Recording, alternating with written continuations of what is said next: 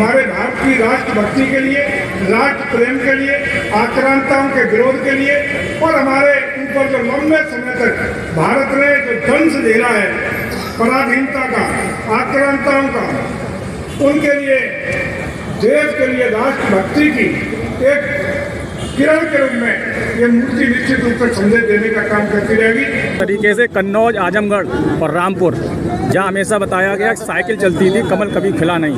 क्या अब की बार मैनपुरी में कमल खिलेगा? और हम ये मान के चले जो कमल खिलाने वाला व्यक्ति है वो मेरे सामने खड़ा हुआ है, इस पे क्या कहें? कमल खिलेगा, कमल जीतेगा, कमल लड़ेगा, वो कमल मैनपुरी में खिलने जा रहा है, कोई रोकने वाला नहीं। ये आखिरी सवाल है।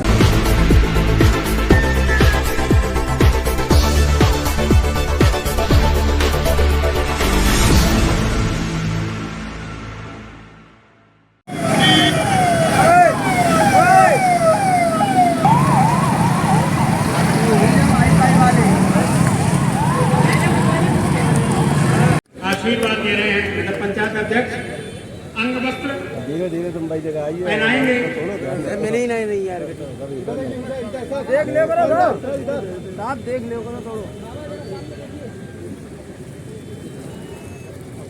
थोड़ा हमारे भारत की राष्ट्रभक्ति के लिए, राष्ट्र प्रेम के लिए, आक्रांताओं के विरोध के लिए और हमारे ऊपर जो लंबे समय तक भारत ने जो दंश झेला है पराधीनता का, आक्रांताओं का, उनके लिए, देश के लिए राष्ट्रभक्ति की एक किरण के रूप में ये मूर्ति निश्चित रूप से संदेश देने का काम करती रहेगी। इसलिए आज सब देववासियों को विशेष रूप से बहुत बहुत बधाई, और बधाई हमारे चेयरमैन साहब को, भाटिया जी को, जिन्होंने बहुत कम समय में, मेरे ख्याल से 8-7 दिन की सूचना पर यहाँ इसका पेडिस्टल बनवाने में अपना सहयोग दे करके स्थापित कराने में महती भूमिका निभाने का काम किया। उनको भी बहुत बहुत बधाइयाँ और शुभकामनाएं देता हूँ।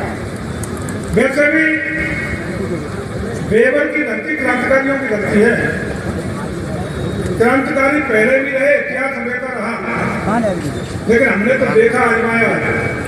जब जब जयवीर सिंह को आपत्ति विपत्ति आई और खास रूप से जब जब राजनीतिक रूप से हमारे विरोध की सरकार बनी थी 2017 में, सपा की सरकार और या अन्य विपरीत परिस्थिति जब आई और उनके खिलाफ महासमर शिक्षागंज की धरती पर हुआ, गोली से, गट्ठे से, राइफलों से, लठ से सबसे ज्यादा अगर किसी ने मदद करने का काम किया तो इस बेवर की धरती ने किया है।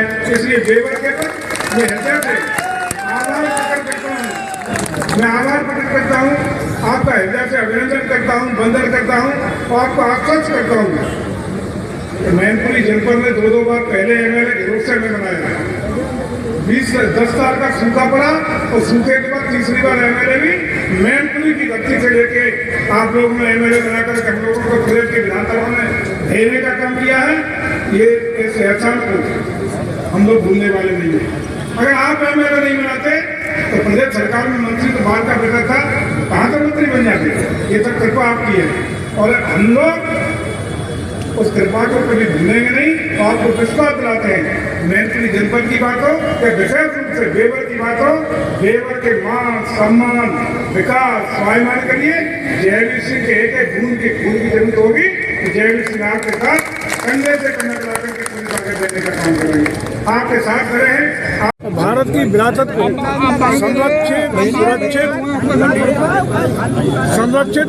सुरक्षित और संवर्धित करने के लिए उत्तर प्रदेश सरकार पूरी तरह कटिबद्ध है, समर्पित भाव से काम कर रही है। निश्चित रूप से ये हम सबका सौभाग्य है कि आदरणीय मोदी जी और योगी जी के नेतृत्व में आज उत्तर प्रदेश और देश अपनी सनातन परंपराओं को आगे बढ़ाते हुए ग्लोबल लीडर बनने की ओर अग्रसर है, विकासशील भारत से विकसित भारत बनने की ओर है और उत्तर प्रदेश हिंदुस्तान का ग्रोथ इंजन बनने की ओर है। भाजपा का जो वट वृक्ष लगातार शिखर पे जा रहा है, लेकिन ये देखा गया है कि अपने ही कार्यकर्ता वो अपनी पीड़ा है नहीं बता पाता है और तमाम ऐसे लोग जो भगदड़ विपक्ष की पार्टियों में मची है उसमें अपनी छाप, अपना छाता जो भाजपा के रास्ते से घुस रहे ऐसे जो दुर्विरोधी हैं उनसे कैसे आपने बटाई? देखिए, भारतीय जनता पार्टी के किसी भी कार्यकर्ता का सम्मान पूरी तरह सुरक्षित रहेगा संरक्षित रहेगा, उसको कोई तकलीफ नहीं होगी। आने वालों का स्वागत हो रहा है। अभी खिड़की खुली है, दरवाजा कहाँ खोला हमने? खिड़की खुली है, उसी में भागे चले जा रहे हैं। दरवाजा खुल जाए तो सपा साफ हो जाएगी।